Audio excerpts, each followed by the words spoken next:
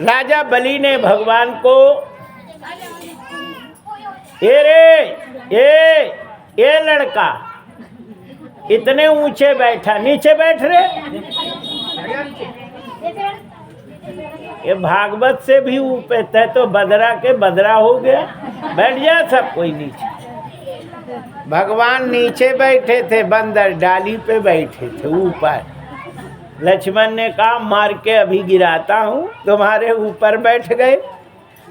राम जी ने कहा ये मुझसे मैं ही हूँ, है ना, यदि तुम बंदर को मारे तो मुझे मारा। तब प्रभु तरु तर कपिडार पर ते किए आप समान, भगवान ने अपने समान बना दिया। जय जय श्री सीताराम। आइए, भगवान ने 3 पग पृथ्वी मांगते हैं और उसने जैसे संकल्प करता है, एक पग में पूरी पृथ्वी नाप दी, दूसरे में स्वर्ग नाप लिया। बोल तीसरा पग कहाँ धरें? उसने अपने सिर पे नपा लिया। भगवान ने उसे भी बांध लिया। बाद में वितल लोक भेज दिया और बोले मैं तुम पर बहुत प्रसन्न हूँ, मांगो क्या मांगते हो। राजा बलि ने कहा अब तुम मेरे द्वारपाल बन के रहो, मेरे दरवाजे में रहो।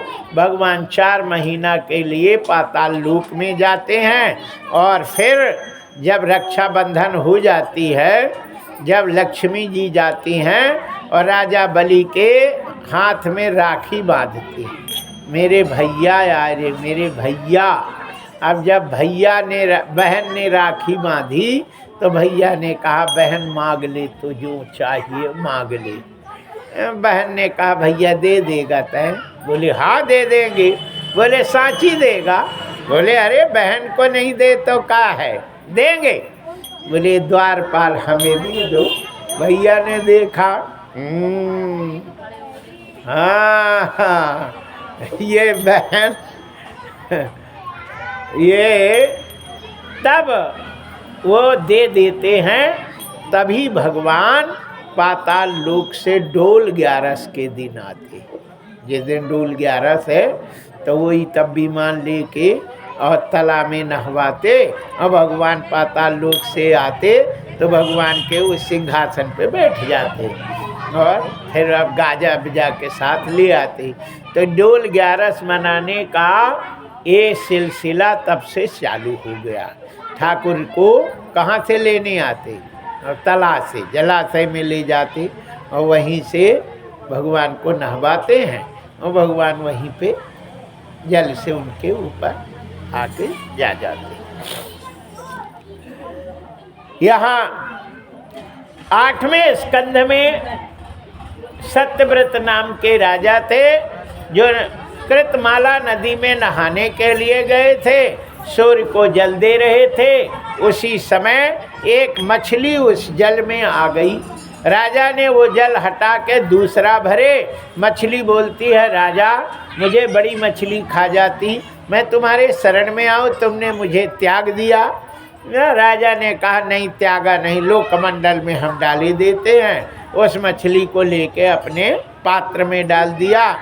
रात में मछली इतनी बढ़ गई कि उस पात्र से बड़ी हो गई। फड़फड़ाने राजन मुझे बहुत तकलीफ हो रही, बड़े पात्र में रखूं। राजा ने बड़ी हौदी बना दी, बहुत बड़ी है ना।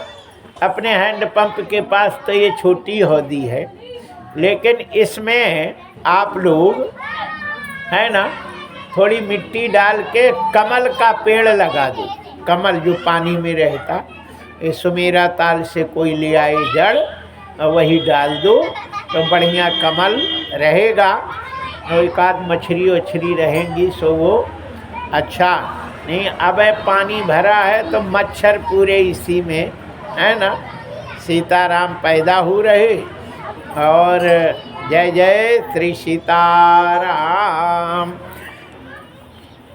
एक जगह आश्रम में हमने देखा कि बड़ी हौदी बनी है नीचे और उसमें इतने कमल लाल वाले लगे हैं, रक्त कमल, इतना सुंदर लगता है कि अब क्या कहें, है ना।